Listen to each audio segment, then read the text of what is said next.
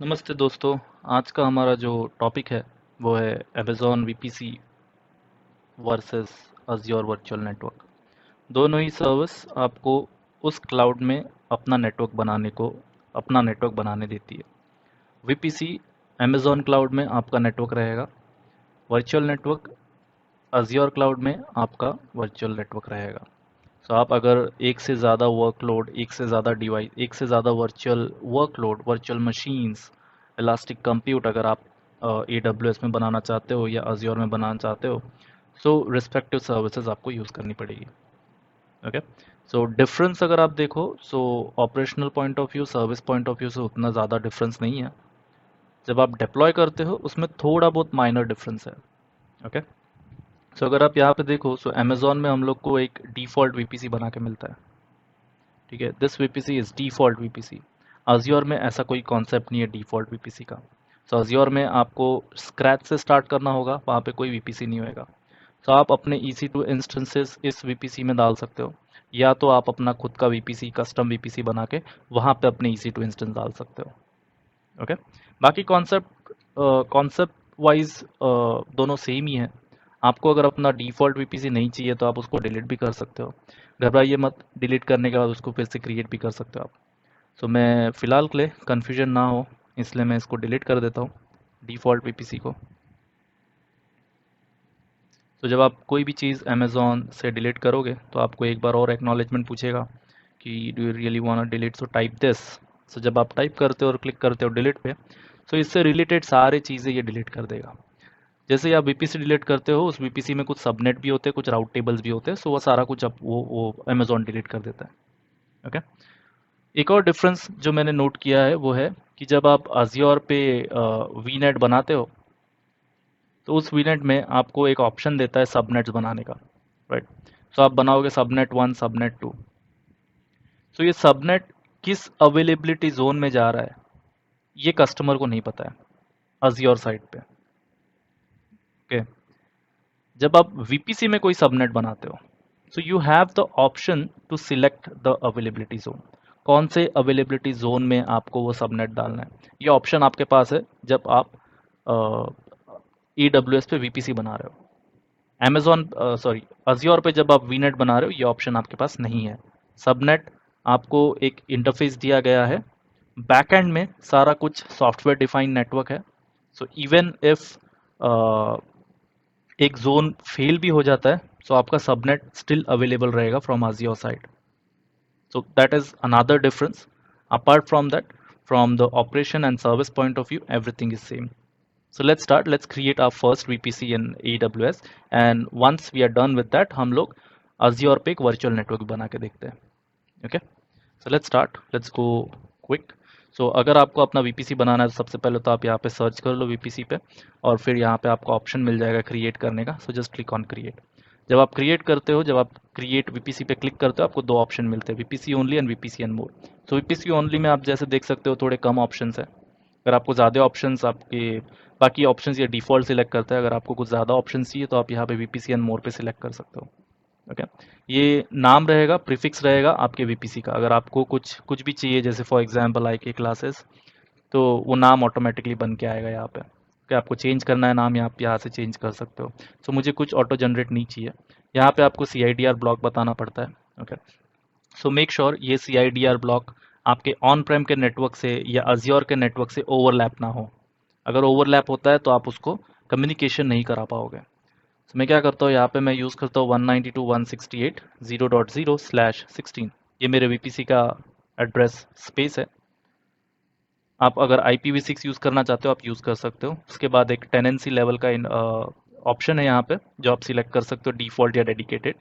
अगर आप ये VPC आपके डेडिकेटेड होस्ट को असाइन करोगे, मतलब आपके डेडिकेटेड होस्ट में जितने भी EC2 इंस्टेंसेस आप लॉन्च लॉन्च करोगे, तो उनको इस एड्रेस रेंज, इस VPC के एड्रेस रेंज से एड्रेस मिलेगा, IP एड्रेस मिलेगा। ओके। डिफ़ॉल्ट आप जितने भी EC2 इंस्टेंस लॉन्च करोगे, वो अगर वो डेडिकेटेड होस्ट पे नहीं लॉन्च कर रहे हो तो उनको आप ये VPC में डाल सकते हो। आप जैसे ही स्क्रॉल करोगे यहाँ पे आपका ऑप्शन है कितने अवेलेबिलिटी जोन्स आप सिलेक्ट कर रहे हो। सो ये ऑप्शन आपको अज्योर साइड पे नहीं मिलता है। ओके, तो आप सिलेक्ट कर सकते हो कि मुझे तीनों भी अवेलेबिलिटी जोन में सबनेट्स चाहिए। तो आप यहाँ पे देख सकते हो, जैसे ही मैं वन सिलेक्ट करता हूँ यहाँ पे कुछ चेंजेस हो रहा है, राइट। सबनेट्स, दो सबनेट बन रहे हैं, एक पब्लिक एक प्राइवेट, बट एक ही अवेलेबिलिटी जोन में। अगर आप थ्री सिलेक्ट कर रहे हो तो छः सबनेट बन रहे हैं, एक पब्लिक एक प्राइवेट हर अवेलेबिलिटी जोन में। ठीक है, सो आप अगर अपना हाई अवेलेबिलिटी डिसाइड कर रहे हो तो आप इस तरीके से सबनेट्स बना सकते हो। इसके बाद आपको ऑप्शंस दिया है कि आपको एजी सिलेक्ट करना है। फॉर एग्जांपल अगर मैं वन अवेलेबिलिटी जोन सिलेक्ट करता हूँ तो कौन से अवेलेबिलिटी जोन में आप डालना चाहते हो अपने सबनेट्स। ओके, सो फिलहाल के लिए मैं 3 पे जाता हूँ।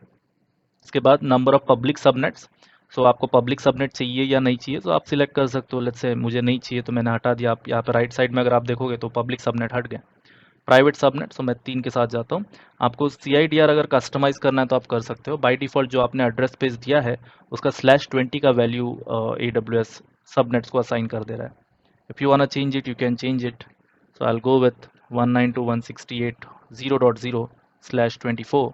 Similarly, I'll go with 192.168.1.0/24 for subnet 2, and for subnet 3 I'll go with 192.168.2.0/24. इसके बाद आपको नेट गेटवे का ऑप्शन है। अगर आपको इंटरनेट पे जाना है, पब्लिक प्राइवेट ट्रांसलेशन करना है, सो you have that option of net gateway. वो VPC एंड पॉइंट का ऑप्शन है यहाँ पे। अगर आप डायरेक्टली S3 को अपना ट्रैफिक भेजना चाहते हो over virtual private cloud, over the backbone network of AWS, you can send it using this VPC end point. So मुझे फिलहाल के लिए वो नहीं चाहिए, so I will go with none. उसके बाद आपको DNS ऑप्शंस दिए हैं। अगर आपको DNS रेजोल्यूशन यूज़ करना है तो आप यूज़ कर सकते हो। फिलहाल हमें ज़रूरत नहीं है तो मैं अनटिक कर दूंगा। इतना इन्फॉर्मेशन देने के बाद आप क्रिएट VPC पे क्लिक कर सकते हो। ये आपके VPCs बना देगा। आपका VPC के साथ साथ आपके सबनेट भी बन रहे हैं, आपके राउट टेबल भी बन रहे हैं, राउट टेबल एसोसिएट भी हो रहे हैं। 2 राउट टेबल बने हैं, सॉरी 3 राउट टेबल बने हैं, क्योंकि हमारे पास 3 सबनेट्स हैं और तीनों भी सबनेट के साथ राउट टेबल एसोसिएट हो गया है। Once you are done with this creation you can go back to your VPCs and वहाँ पे आपको आपका VPC दिख जाएगा। ओके, यहाँ पे आप आपके VPC को नाम दे सकते हो। So for example VPC01, so this would become my VPC name, display name. और राइट साइड में आप देख सकते हो कि वो क्या CIDR ब्लॉक आपने दिया है। ओके, इसके बाद आप अगर सबनेट पे क्लिक करो तो आप सारे सबनेट्स देख सकते हो। 3 सबनेट बने हैं, तीनों भी सबनेट अलग अलग अवेलेबिलिटी जोन में है, 1A 1B 1C, राइट। यहाँ पे अगर आपको नाम देना है अपने सबनेट को तो आप वो नाम भी दे सकते हो, प्राइवेट पब्लिक, जो भी नाम, जो भी नेमिंग कन्वेंशन आपके कंपनी की तरफ से है वो आप नाम दे सकते हो। Okay, let me change it.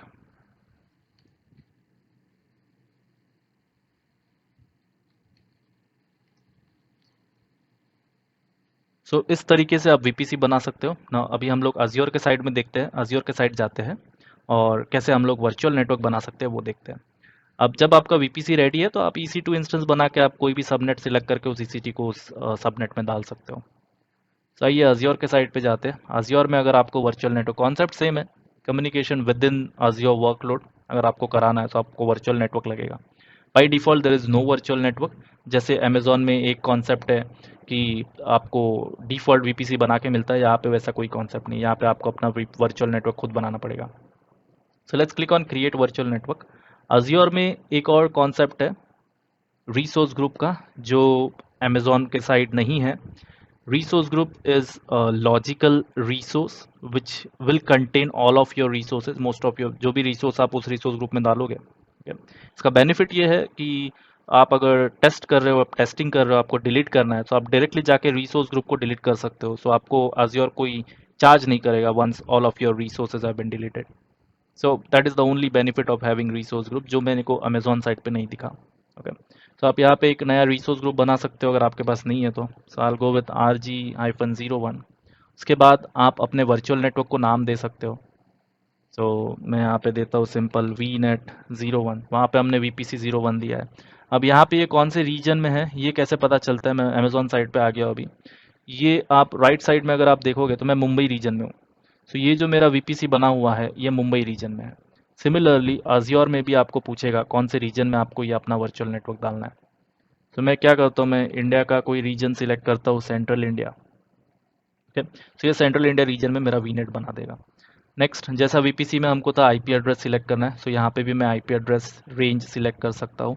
वहाँ पे हम लोगों ने सिलेक्ट किया है, अगर मैं अपने योर वीपीसी पे जाके देखूँ तो 192.168.0.0/16 टू मेक श्योर कि कम्युनिकेशन हो अज्योर वीनेट पे और AWS वीपीसी पे, तो मुझे इसके अलावा कोई आईपी एड्रेस रेंज चूज करना होगा। सो आई विल गो विथ 172.1।